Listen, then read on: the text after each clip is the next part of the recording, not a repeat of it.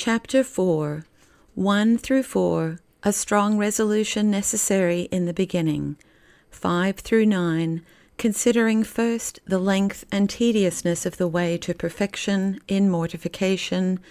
10 and 11, and also many degrees of prayer to be passed.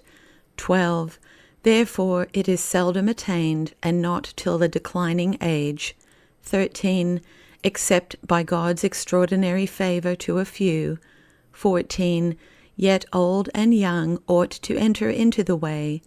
15, a motive to resolution are the difficulties in the way. 16, etc., and those both from without and within. 1. The end of a contemplative life, therefore, being so supereminently noble and divine that beatified souls do prosecute the same and no other in heaven, with this only difference, that the same beatifying object which is now obscurely seen by faith and imperfectly embraced by love, shall hereafter be seen clearly and perfectly enjoyed, the primary and most general duty required in souls which by God's vocation do walk in the ways of the Spirit, is to admire, love, and long after this union, and to fix an immovable resolution through God's grace and assistance to attempt and persevere in the prosecution of so glorious a design, in despite of all opposition, through light and darkness, through consolations and desolations, etc., as esteeming it to be cheaply purchased, though with the loss of all comforts that nature can find or expect in creatures. 2. The fixing of such a courageous resolution is of so main importance and necessity that if it should happen to fail or yield to any, though the fiercest temptations that may occur and are to be expected, so as not to be reassumed, the whole design will be ruined. And therefore devout souls are oftentimes to renew such a resolution, and especially when any difficulty presents itself, and for that purpose they will oft be put in mind thereof in these following instructions. 3. It is not to be esteemed loftiness, presumption, or pride to tend to so sublime an end, but it is a good and laudable ambition, and most acceptable to God. Yea, the root of it is true, solid humility joined with the love of God, for it proceeds from a vile esteem, and some degrees of a holy hatred of ourselves, from whom we desire to fly, and a just esteem, obedience, and love of God, to whom only we desire to adhere and be inseparably united. 4. Happy, therefore, is the soul that finds in herself an habitual thirst and longing after this union, if she will seek to assuage it by continual approaches to this fountain of living waters, laboring thereto with daily external and internal workings. The very tendance to this union, in which our whole essential happiness consists, has in it some degrees of happiness, and is an imperfect union, disposing to a perfect one. For by such internal tendance and aspiring, we get by little and little out of nature into God,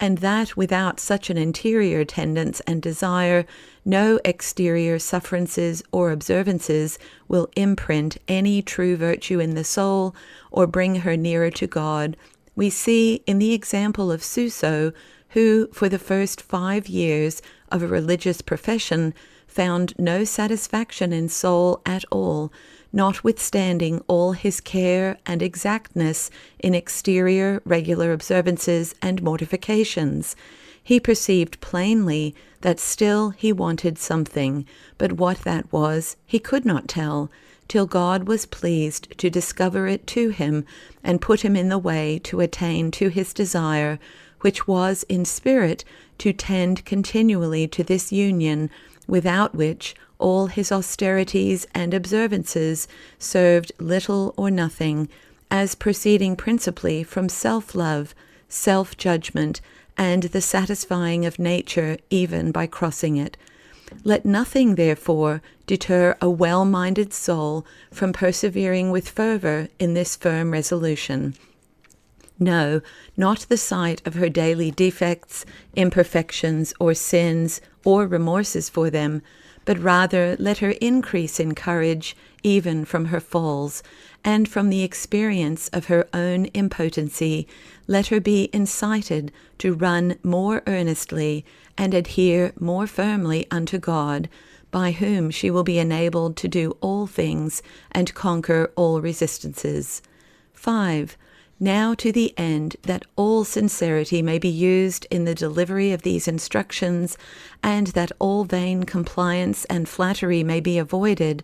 the devout soul is to be informed that the way to perfection is, 1. Both a very long, tedious way, and 2. Withal, there are to be expected in it many grievous, painful, and bitter temptations and crosses to corrupt nature, as being a way that wholly and universally contradicts and destroys all the vain eases, contentments, interests, and designs of nature,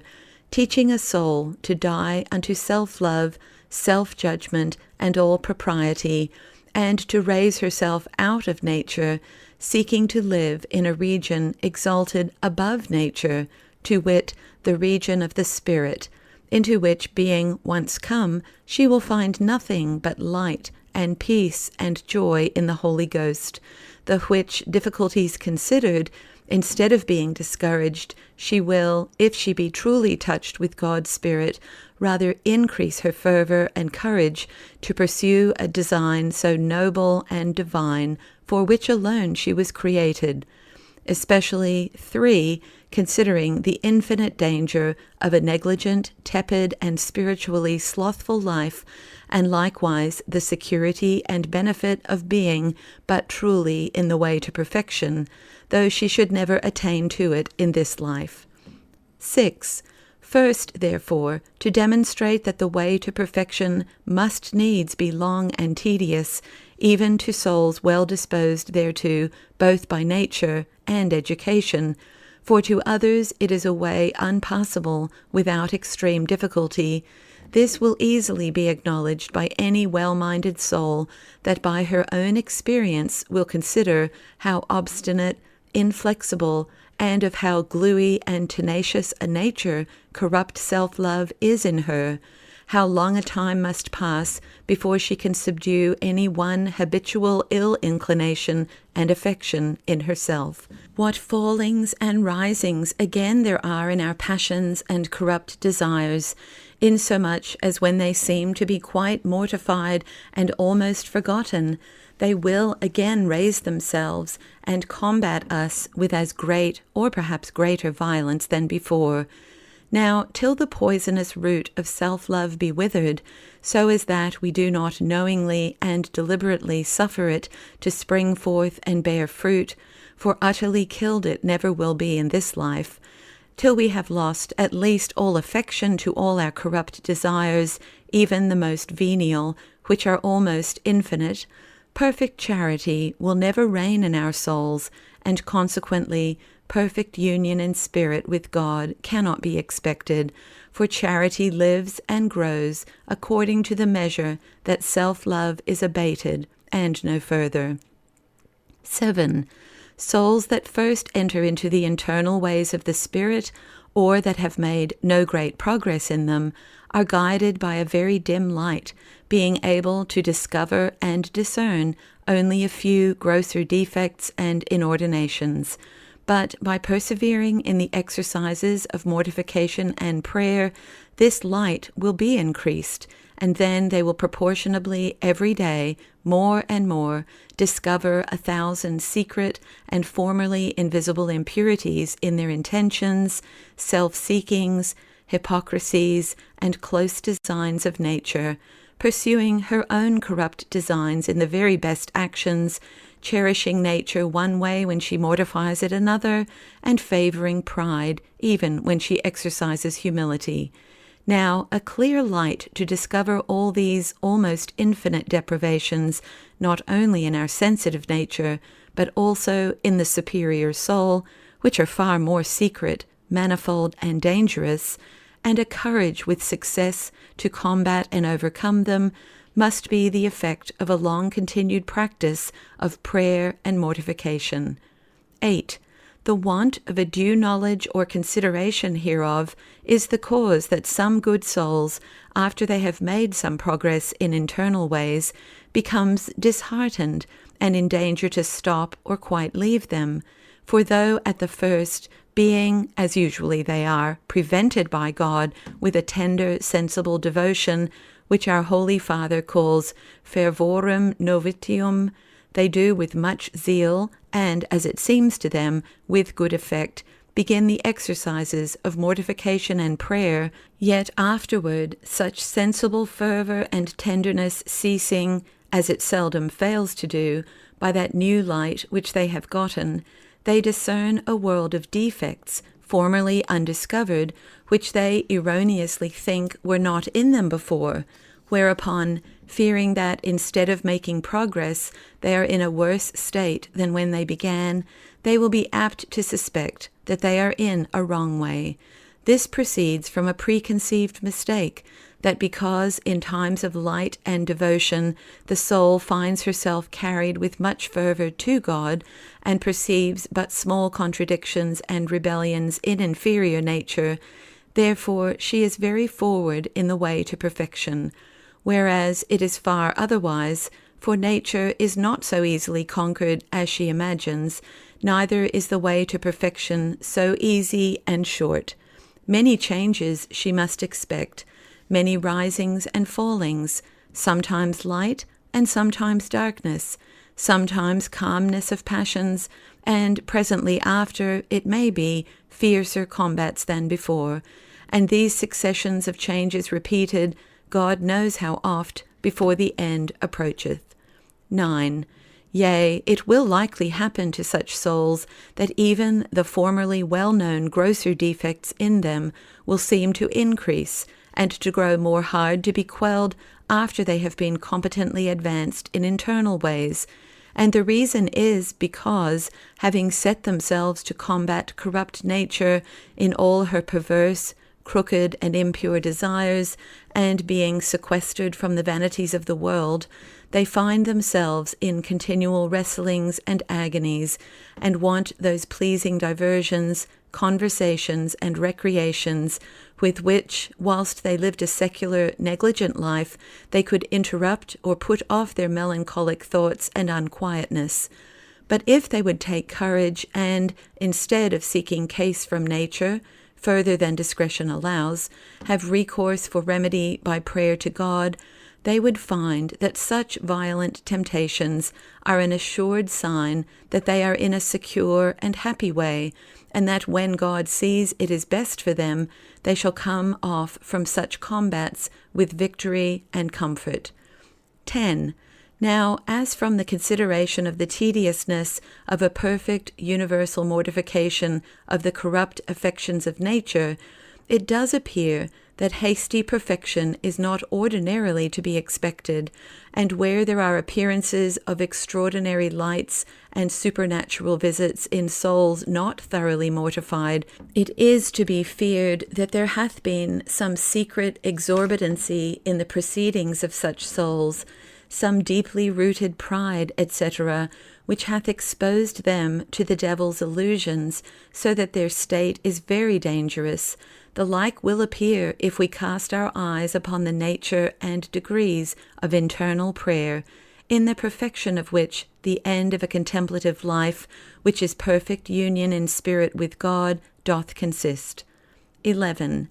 For a soul must, 1. Ordinarily speaking, pass through the way of external and imaginary exercises of prayer, in the which she must tarry, God knows how long, yea, without a discreet diligence and constancy in them, she may perhaps end her days therein. 2. Then, when her affections do so abound and are sufficiently ripe, so as that discourse is not needful, or becomes of little efficacy, she is to betake herself to the exercise of the will, in the which a very long time must ordinarily be spent before she can chase away distracting grosser images, and before the heart be so replenished with the divine Spirit that, without any election or deliberation, it will of itself almost continually break forth into aspirations and pure elevations of the superior will. 3. Being arrived to this happy state, only God knows for how long a time she is to continue therein, there being almost infinite degrees of aspirations, each one exceeding the former in purity, before she be ripe for the divine in action. 4. And having gotten that a very long time is like to be spent, very oft in most woeful obscurities and desolations, before she arrive. 5. To the state of perfection. Now, all these degrees of prayer are to be attended with proportionable degrees of mortification, so that no wonder is it if so very few, even of those whose profession it is to aspire thereunto, do find or attain unto this end, partly out of ignorance and error, whilst they place perfection in an exact performance of outward observances and austerities, the which, though being well used, they may certainly very proper helps to perfection, and are accordingly to be duly esteemed, yet, if they be undertaken for any end of nature, and not for the purifying of the interior, and disposing it for more perfect prayer, are of no value at all, but rather proceed from and nourish self-love, pride, etc., and partly out of want and courage and diligence to pursue constantly the way that they know leads thereto.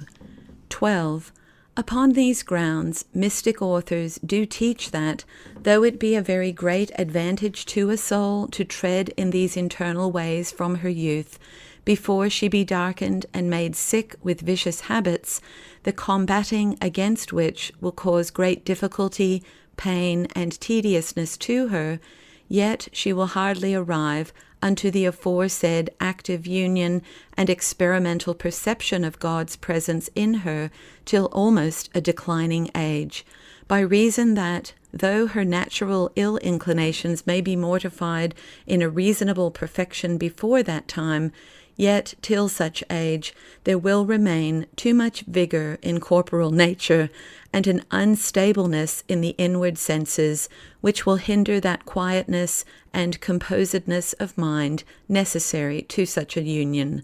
Whereas some persons of a well-disposed temper and virtuous education have in a few years arrived thereunto, though they did not begin an internal course till their ripe age, but yet supplying that delay by an heroical resolution and vigorous pursuit of the practices proper thereunto.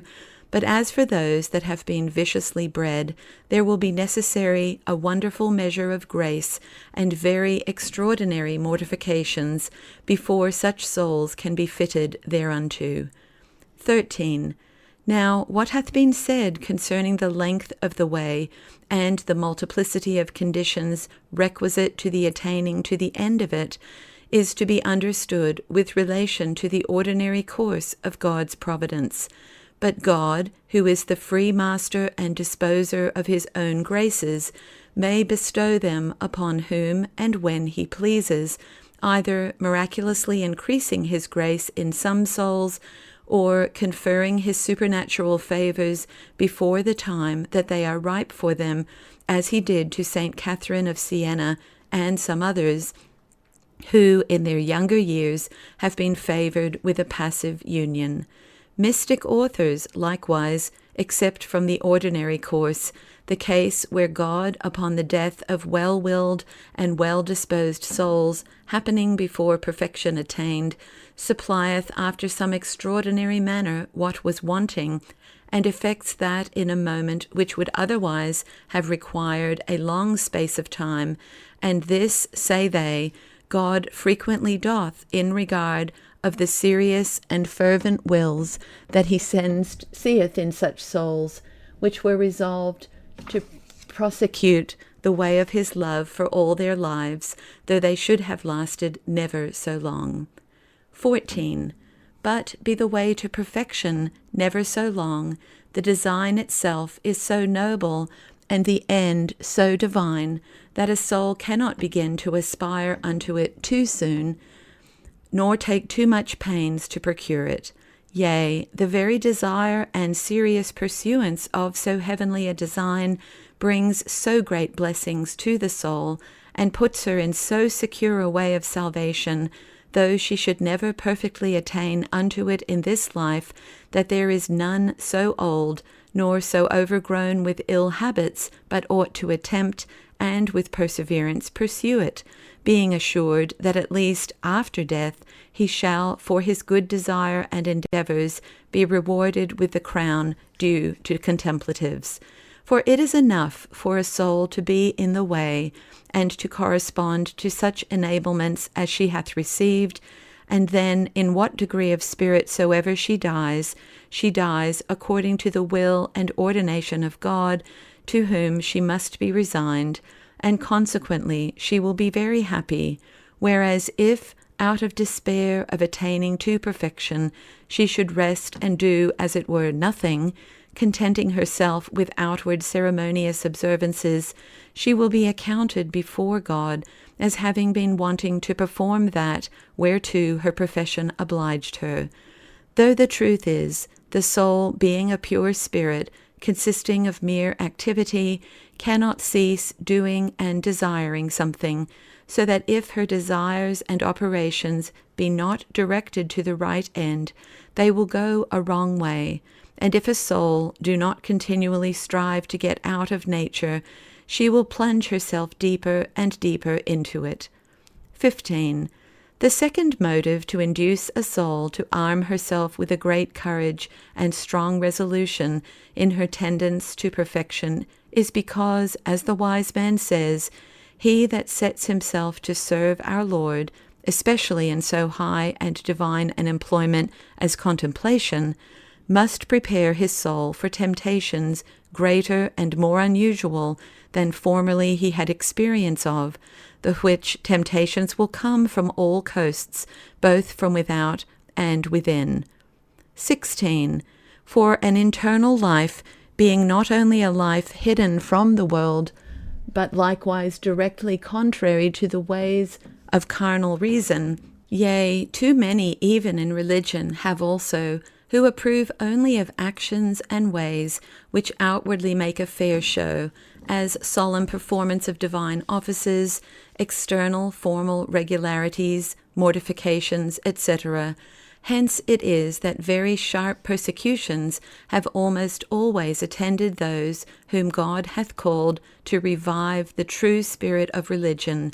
too much generally decayed, and in many religious communities utterly unknown, by teaching souls not to neglect, but on the contrary, to be very careful in an exact performance and just esteem of such duties, but yet to place perfection in exercises of the Spirit, and to esteem all other observances no further than as they serve to advance and increase perfection in spirit, since most certain it is that if in and for themselves alone, and without any interior direction for the purifying of the soul, they be esteemed and performed as parts of real perfection, and not chiefly as helps of internal devotion and purity, they will rather become hindrances to contemplation, nourishing pride, contempt of others, etc., and be the ruin of true charity. Examples of such persecutions are obvious in stories. Witness the sufferings of Thalerus, Suso, Saint Teresa, Saint John of the Cross, etc. 17. Again, in the world, the lives of those that God hath called to the exercises of an internal life, being so different from and unlike to others, though ordinary, well-meaning Christians, by reason that they abstract themselves from secular businesses, except such as necessarily belong to their vocation, likewise from worldly conversations, correspondence, and vainly complying friendships, Hence it is that the sight of them is unacceptable to their neighbours and acquaintance, as if they did silently condemn their liberties. For this reason they are apt to raise and disperse evil reports of them, calling them illuminates, pretenders to extraordinary visits and lights, persons that walk in mirabilibus super se, etc., or at least to deride them as silly, seduced, melancholy spirits that follow unusual and dangerous ways. 18. All these and many other the like persecutions, calumnies, and contempts, a well-disposed soul that purely seeks God must expect and be armed against, and knowing that they do not come by chance, but by the most wise, holy, and merciful providence of God for her good, to exercise her courage in the beginning, and to give her an opportunity to testify her true esteem and love to God and spiritual things, let her from hence not be affrighted, but rather pursue internal ways more vigorously, as knowing that there cannot be a better proof of the excellency of them than that they are displeasing to carnal, or at least ignorant men, unexperienced in such divine ways. Let her not with passion judge or condemn those that are contrary to her, for many of them may have a good intention and zeal therein, though a zeal not directed by knowledge. If, therefore, she will attend to God, following his divine inspirations, etc., she will see that God will give her light and courage, and much inward security in her way. 19. But her greatest and more frequent persecutions will be from her own corrupt nature and vicious habits rooted in the soul, the which will assault her many times with temptations and inward bitternesses and agonies, sharper and stranger than she did expect or could perhaps imagine. And no wonder, for her design and continual endeavours, both in mortification and prayer, being to raise herself out of and above nature, to contradict nature in all its vain pleasures and interests, she can expect no other, but that nature will continually struggle against the spirit, especially being inflamed by the devil, who will not fail to employ all his arts, all his malice and fury, to disturb a design so utterly destructive to his infernal kingdom established in the souls of carnal men. The well-minded soul, therefore, must make a general strong resolution to bear all with as much quietness as may be, to distrust herself entirely, to rely only upon God, and to seek unto him by prayer, and all will assuredly be well. She will find that the yoke of Christ, which at the first was burdensome, will, being borne with constancy, become easy and delightful. Yea, though she should never be able to subdue the resistance of evil inclinations in her, yet as long as there remains in her a sincere endeavour after it, no such ill inclinations will hinder her happiness.